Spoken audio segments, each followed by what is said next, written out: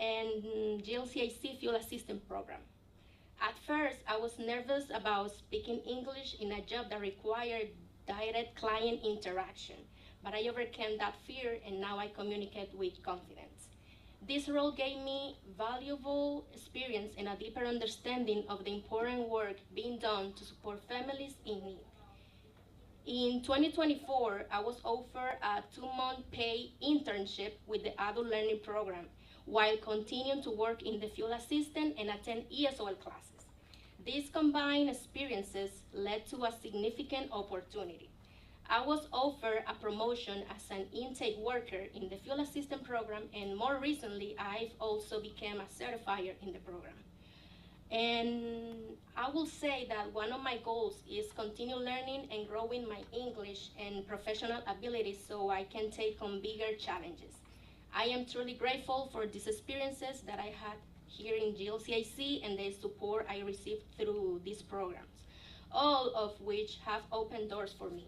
Today, I am proud to be a staff member giving back to the same community that once helped me. These programs don't just assist people in the moment, they help build a future, and I'm living proof of that.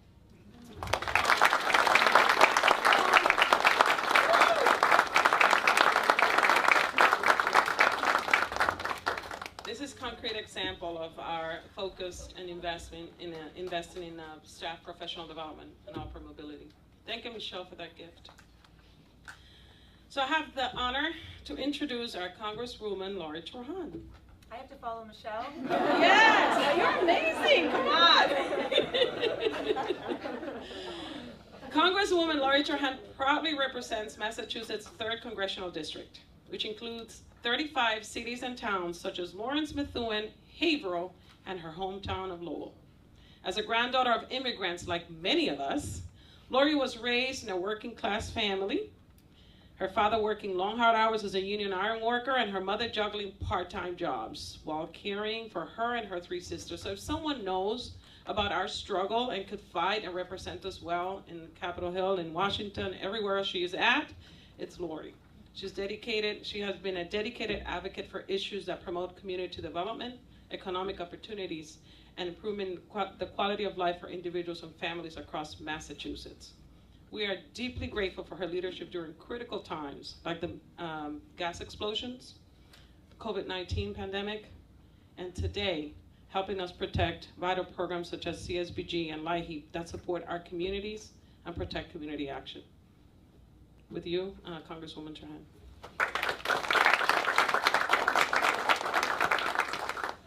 Thank you, Velma, for that warm introduction as always, and for welcoming all of us here to the Greater Lawrence Community Action Center Council. It's great to be back. Michelle, keep telling your story. It touches all of our hearts. It reminds us why we're doing the work that we do. And before I begin, I also want to take a moment to acknowledge the devastating fire that the city experienced earlier this week. My heart goes out to all the families who were displaced and impacted by the fire, and certainly we have so much gratitude to the firefighters who bravely battled that blaze in extreme heat and were hospitalized. So I wish everybody a full and speedy recovery, and I know it reminds us of why organizations like this are so important in times like this that hit our community. Shifting back to why we are here today, I'm grateful not just to Velma and the entire team here at GLCAC, but to all the leaders from our community action agencies that span the 3rd District and the Merrimack Valley, specifically who are joining us today. Carl Howell from Community Teamwork, Carrie Perry from Community Action Inc., as well as Joan Diamond from MassCap and Betsy Andrews Parker from the Community Action Partnership of Stratford County. Each of you, along with your teams, you're all on the front lines in the fight to make sure that every person in our communities, regardless of their income, regardless of their zip code or circumstances, has the opportunity to live with dignity and stability. We're here today because the stakes for that fight just got even higher. Last month, Donald Trump and Republicans in Congress jammed through what they proudly called their big beautiful bill. Of course, we rebranded that because we know how that's going to impact the people that we represent. It is one big, ugly bill. And let me tell you why that name fits. This legislation is an all-out assault on working families, on seniors, on children, people with disabilities, and it is a windfall for the wealthiest Americans and the biggest corporations in our country. Here's what it does. It kicks 14 million Americans off of their health care. It strips food assistance from millions more. It jeopardizes the future of our hospitals and our community health centers. And it will take more than $1,300 out of the pockets of the poorest 20% of Americans every year, while showering people making over $5 million annually with tens or hundreds of thousands of dollars in tax breaks. That is not just morally bankrupt. It's economically backwards. You don't grow a strong economy by pulling the rug out from under working families. You do it by investing in them, by helping them weather hard times, by ensuring they have the resources to get back on their feet and move forward. But instead of investing in the American people, this bill robs them to pay for another round of tax cuts for billionaires and giant corporations who are already, frankly, doing just fine. And if that wasn't enough, the Trump administration is now doubling down with a budget proposal that would completely defund programs that are lifelines of our communities. Programs like the Community Services Block Grant and the Low-Income Home Energy Assistance Program, LIHEAP as we all know it. And let's be clear about what that would mean for the state of Massachusetts. Last year alone, the Community Services Block Grant delivered $75 million to our Commonwealth, funding services that help hardworking people overcome barriers to financial stability. Everything from job training, like you heard from Michelle, housing assistance, child care, emergency food programs. LIHEAP, meanwhile, helped more than 170,000 lower-income households in Massachusetts keep the heat on this past winter and the lights on year-round. Anyone who has spent a February here in Massachusetts knows just how critical that is and how dangerous it would be to take it away. But that's what Republican politicians in Washington are trying to do. They're defunding these programs, and it's not just cruel, it's short-sighted. Because when families can't afford their heat, or their food, or stable housing, the ripple effects hit our schools, it hits our hospitals, our local economies, our entire community. These programs are not handouts, they're hand-ups. They help people bridge through hard times, get back to work, and contribute to our shared prosperity. That's why I am so proud to be here with all of you today, people who understand these programs best, the community action agencies that have been saving our neighbors for decades. You see firsthand the difference that these investments make. You see the mom who can keep working because she has reliable child care. You see the senior who can stay in her home because she can pay her heating bill. You see the young person who lands a good job because they had access to training and support. And you also see what happens when those supports disappear, and it's devastating. And that's why our voices, your stories, your advocacy is so essential in this moment. We will continue to fight tooth and nail to protect these programs, and we will keep making the case so loudly and as often as we need to that the measure of our success as a nation is not how the wealthiest among us are doing, but how we treat those who are struggling the most.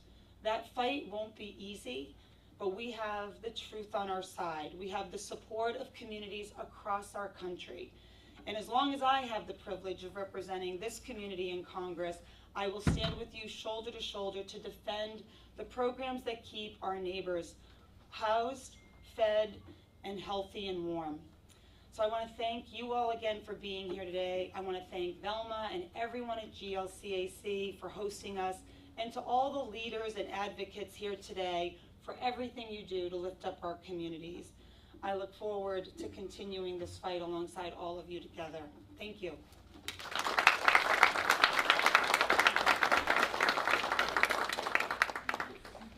So, yes, I will take over this introduction. We'd like to introduce Carrie. She is the Executive Director for Community Action Inc. in Haverhill, a sister organization, and we work very well together, all of us. So, Carrie, please come up. Thank you, everybody, and good morning. My name is Carrie Sharon Perry. I'm the CEO of Community Action Inc. in Haverhill. Community Action Inc. is open for business. I'm grateful that you're here today. I'm grateful for Congresswoman Trahan's leadership here. I'm so grateful for my partners in crime behind you, our MassCap network. We really do work well together. We recognize that, you know, a river runs through us, but it's really important that we work together to support the people on the ground here. And not only are we trusted organizations in the community, we are an economic engine in the community. Our energy program is supporting small family-owned businesses, oil vendors, and people who come into your house at 2 in the morning in February when your heat's not working. We support them. They trust us. Community Action has a network of 40 family-owned childcare homes. This is the workforce behind the workforce. This is how people go to work because they know their children are being cared for in a safe family environment. We have 40 of them. They are small women-owned businesses and they are amazing. So the Community Service Block Grant, which is you're hearing about, my life is a bunch of letters. We call it CSBG, so I'm glad that we're explaining what the letters mean. All of our acronyms could just choke a horse. But the Community Service Block Grant is one of the most critical funds that we receive. It connects us as the 23 community action agencies. It connects us as the 1,000 community action agencies across the country.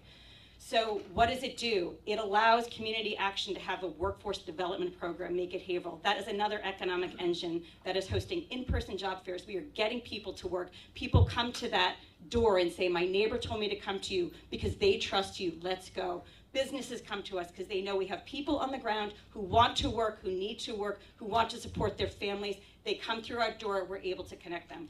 It is magic, magic, magic, magic.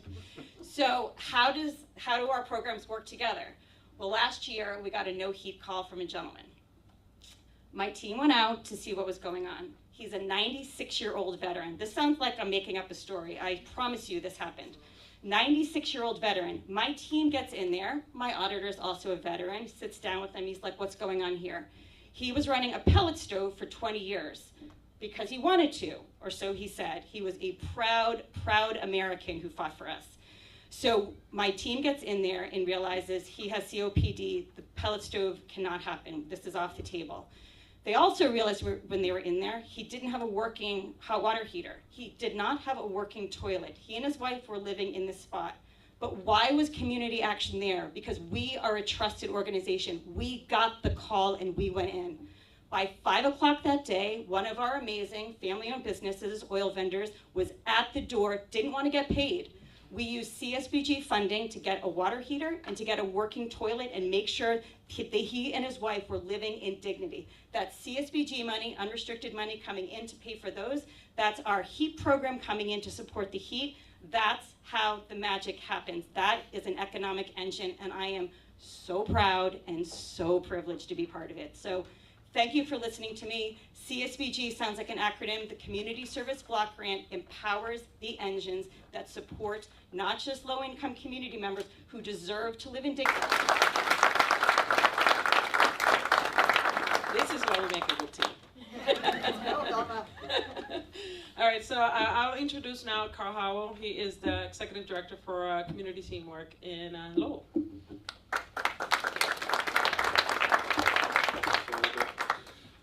Thank you. I just want to first start off by thanking Congresswoman Lori Trahan, not just for being here today, but for standing up and speaking on behalf of the people who will be impacted by these cuts to the programs to our community. She's a tireless leader, an advocate that gives a voice to the most vulnerable in our district. Those are the families, the seniors, the veterans, and the youth who rely on these programs not just to survive, but to thrive. So you've heard the Congresswoman and my colleagues talk about why CSBG matters. It is a lifeline, as the Congresswoman said. It allows community teamwork to fulfill its mission as serving the greater Lowell region, as well as the 70+ communities in the Commonwealth that we support. It funds things like our resource center. That is our front door. That is the place where people come when they're in crisis or they need an opportunity. In the past year alone, our resource center was a lifeline to over 5,000 individuals, over 2,000 households, and connected just under 11,000 resources to community members that were in crisis. And that is all just being handled and distributed by just 4 staff. We heard someone talk earlier about the return on investment. There's not a lot of money when you talk about the federal, but what the return is in the support for our community, it's unrivaled. Also in our resource center, this is a place where people come, as Carrie had said, that they trust us. They come to our resource center because they get treated with compassion, respect, and dignity. That whether they're getting connected to housing resources, childcare, workforce development opportunities, or connected to vital resources like the Supplemental Nutrition Assistance Program, SNAP, or Mass Health, they are being treated with compassion. But CSBG goes beyond the basics. CSBG allows us the flexibility to meet the community's needs at the local level. It was essential to us creating our Youth Opportunity Center 6 years ago, where now, because of that funding, we're able to leverage other state and federal funding to grow a program that is now staffed by 30 people and serves hundreds of youth who are experiencing either housing instability or food insecurity. It is also a key resource that we're using to meet the community's need right now, where we are designing and standing up a women's focused response to housing insecurity in the city of Lowell. This funding is action. This funding is the action in community action. It allows us not just to assess the needs of our community, but also meet them and stand up, implement strategies to mitigate the hardships that those in our community face on a day-to-day basis. The stakes are also high for LIHEAP, as you've heard. Eliminating LIHEAP would force thousands of families, seniors, and veterans to choose between keeping their home safe and warm or putting food on the table. Last year, community teamwork in our region, we supported 13,000 people to ensure their house was safe and warm. We distributed over $9 million directly to our community. Those dollars don't just go to households, but they also go to small businesses in our community, like our local fuel companies, our small HVAC businesses, and other goods in our region. Today, we've heard this is the call to action. In closing, I'd like to thank MassCap, GLCAC, Community Action Inc., our community partners, and all of our colleagues around in community action across the state, and thanking them for the vital work that they do on a day-to-day basis to support the residents of the Commonwealth. But these are not just data points, as you heard Michelle's story. Michelle is our neighbor, our friend, and our family. Without CSBG and LIHEAP, we lose more than programs. We lose safety, stability, and the hope for the vulnerable people in our communities.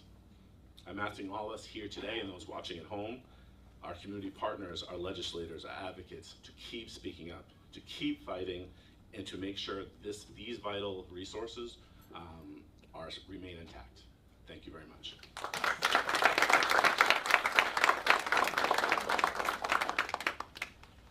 Makes me so proud to be part of this network. Whew. Yes. Before I introduce Joe Diamond, the Executive Director for MassCap, I just wanted to take a moment to thank the media for being here in this space and making sure that our voices are transmitted over to thousands of people so that we can amplify our voices and our call to action. So thank you for being here today. We also I want to thank, I have an amazing board, by the way. Can I just brag? And we have board members and former State Representative Christina Minicucci here with us, giving us her support, as well as former judge, he hates it when we call him judge, Mark Newman. They're two of our newest board members and most active ones, so thank you so much for showing your support to us today. Yes, they work really hard.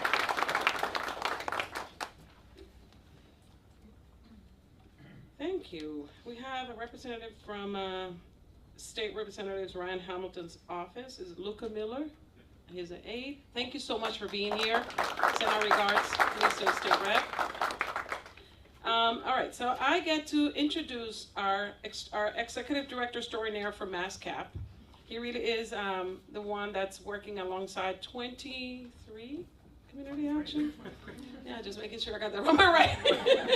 23 community actions across the state are really putting us together and coordinating a lot of this, helping us coordinate a lot of these press conferences and really leading the way. So thank you, Joe and Pam, for being here. So, Joe Diamond.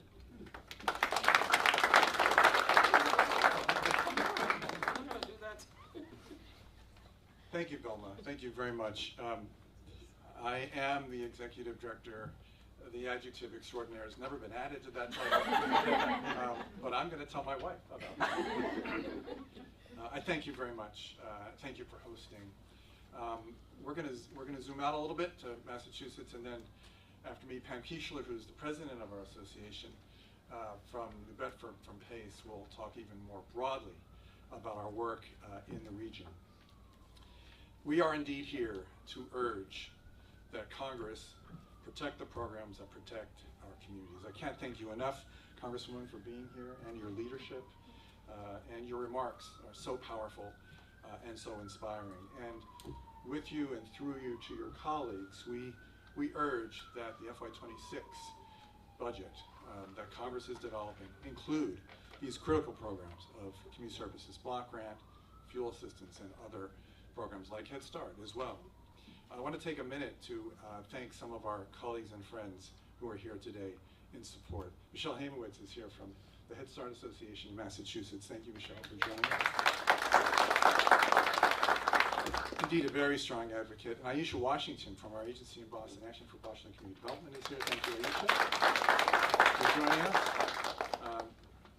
ABCD and the agencies represented today, along with the other agencies, are the group that is the MassCap Association of 23. There are 1,000 across the country. I want to say that there have been many themes that have been struck this morning that I won't repeat. But I do want to note that it's important to remember that community action was created over 60 years ago to fight poverty, to eliminate the paradox of poverty amidst plenty in the richest country in the world. We've made progress. There have been fits and starts, and now we're facing probably the most stressful, if not dangerous, time in the life, I think, of the Republic in terms of our ability to organize ourselves and help each other. The community action agencies across the state, whom we support, and it's our honor to do so, provide over 100 different services. CSPG allows us to blend those services, to integrate those services for folks like Michelle and others. And it is the power of that integration that Carl has spoken about, that Vilma has spoken about, and Carrie has spoken about, that really talks about the kind of ripple effect that Community Services Block Grant offers. We're going to hear in a moment about the way that the Community Services Block Grant actually brings in so much more in terms of resources and help to a community than what it represents in a pure number, a pure dollar number. The other aspect of CSBG, which has been alluded to as well, is that it allows organizations like GLCAC, CTI, PACE, CAI, ABCD, and many others to be leaders in their communities, to react to local challenges, to meet emergent needs that might last, or they may not last. We remember the gas crisis here in Lawrence. GLCAC, along with other allied organizations, came to the table and was so very helpful and so very responsive. And that is what's built into the DNA of community action agencies through the Community Services Block Grant. You have heard Michelle's story. There are so many other stories about people who have been helped when it comes to living in their apartments with rental assistance, people who have gotten food assistance through the support of Community Services Block Grant. Early education and care, of course, is enabled by CSPG. and so many other programs, including our ability to help people access the important tax credits like the earned income tax credit that is so powerful. So for me, what I want to also stress is that it's important that we, Community Action, the people that we serve, our boards, and of course we're anchored in the community by our boards, that we support congresspeople like Congresswoman Trahan who are helping us. We need to make sure that they hear our voice, hear our voices of support, and hear about why these programs are so important. We must not be silent. So today, to action, and a very straightforward approach. Where you to go to, folks across the state, go to MassCap's website. At the very top of the page is a button that's a call to action button, which will take you to a place where you can very quickly send this information to your congressperson. Now, Congresswoman Trahan is a leader in this state. Of course, we know you have our back. We're answering the phone. And while we know that our congressional delegation is behind us, and for the most part in New England, they must hear us. They cannot operate in a vacuum. So we are asking that folks urge and tell our congresspeople how important these programs are, and that they be included in the FY26 budget. So it's my pleasure to be here. I want to thank you again, Vilma. Thank you.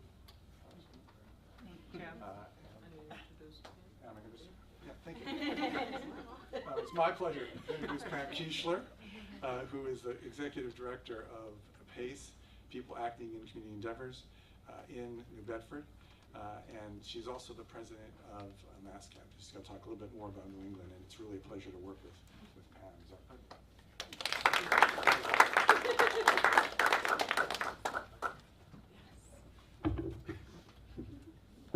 Always a risk when I come behind all the tall people. So I just want to start off by really thanking Congresswoman Trahan for being here today and being such an ardent advocate for community action agencies. And days like today, I am just always awed by my colleagues and the stories that they have to tell, because this is really the through line of all of the work that we do.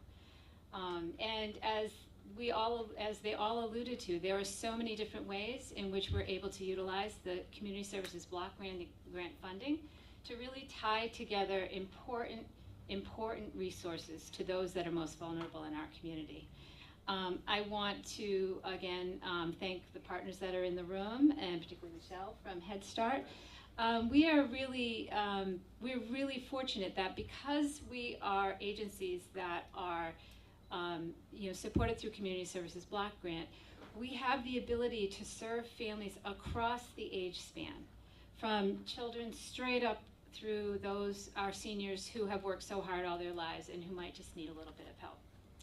And so that flexibility, as Carl alluded to, really plays a critical role, and we are able to base the funding that we receive on the immediate needs in our communities.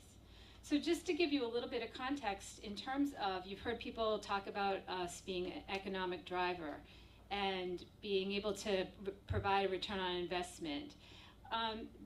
We really found that Community Services Block Grant really allows us to leverage so much more, so that we are able to make a much more comprehensive set of services for folks. Nationally, we have, for every dollar of CSBG funds that are leveraged, that are spent, we leverage $20.95. Regionally, that goes up to $48.57. That's our average here in the New England area. In Massachusetts, the statistic is for every dollar of CSBG funds spent, we are able to leverage $74.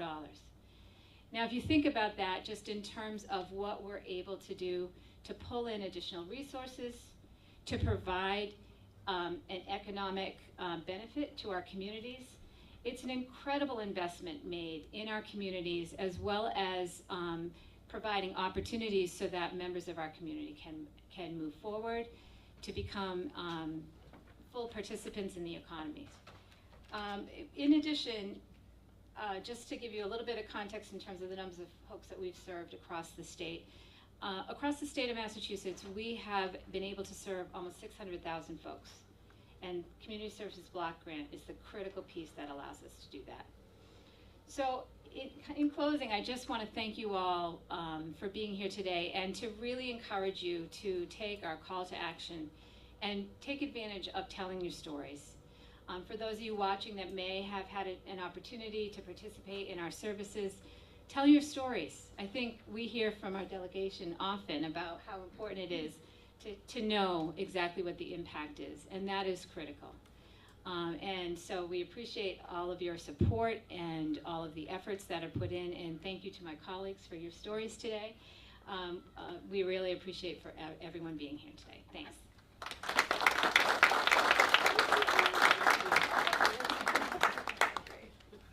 Hugs are comforting for me. I'm a person, everybody that knows me knows that I love hugging and I love giving you a kiss because I mean it. It's a nice way to show love. I get to close the program with the press conference. Obviously, after this we close, we're going to have a few moments for the media to ask questions. But we wanted to send you off with a message. So we ask you to join the Massachusetts Network of Community Action Agencies. We need to make sure that we are all together and calling for the inclusion of this Community Services Block Grant. Learn that language, CSBG. You're fighting for CSBG. And you're also fighting for LIHEAP, which is our program that provides fuel assistance to the people in most need. We need to make sure that those funds are there for the FY26 budget, which starts in October 1st. So let's suggest it and go online. Go into MassCap. Just Google MassCap, MASSCAP. And you're going to find that on that page where you can actually elevate not only your voice, but the voices of those that we serve. I know that my family and cousins and second cousins, a lot of my family members have taken advantage of the services that this agency provides. And that adds to my pride of being here at the helm of the organization to continue to serve the people that need our services. We're grateful to the U.S. Senate Appropriations Committee for including our important programs in their budget recommendation. I just saw it on July 31st. However, that is not all that is needed to protect and maintain them. We need our representatives and senators to continue to fight for us in D.C. And if Congresswoman Trahan leaves here today, we hope that we are representing all the cheerleading that she needs in order to continue, because it must be exhausting for them to do the work that they're doing in the environment that they're in right now. So please know that we are very grateful, and we're going to be here cheering you on and sharing our voices and elevating the voices of those who you need to hear from. We urge you and your colleagues to continue to prioritize these programs that are vital to our constituents. To our communities and clients, we ask you to join our efforts. Again, MassCap has created the webpage masscap.org/takeaction. Where with just a few clicks, takes literally 2 minutes, you can send a pre-written email. We even made it easy for you. It's pre-written. It goes directly to our representatives, urging them to support the Community Services Block Grant, CSBG, and LIHEAP in the FY26 federal budget. We all have their responsibility to protect the programs that protect our communities. So I want to thank you. We're going to take a group picture before the Congresswoman leaves. I think we have to leave soon. And then we'll just encourage the media if you have any questions to answer. Do you want us to do the questions first, or? Okay. So does the media have any questions for us, for the Congresswoman? We're working with Telemundo, so I would like that somebody explain in Spanish exactly why this is going on. I got you. I got you. I'll be happy to meet with you afterwards. Yes, absolutely. All right, so no questions. I gave you time. So we're going to take a quick group picture before the Congresswoman leaves. But thank you so much. And let me just say thank you to my staff, because I am as good as that skillful staff that's behind us. So all 320 of you, thank you.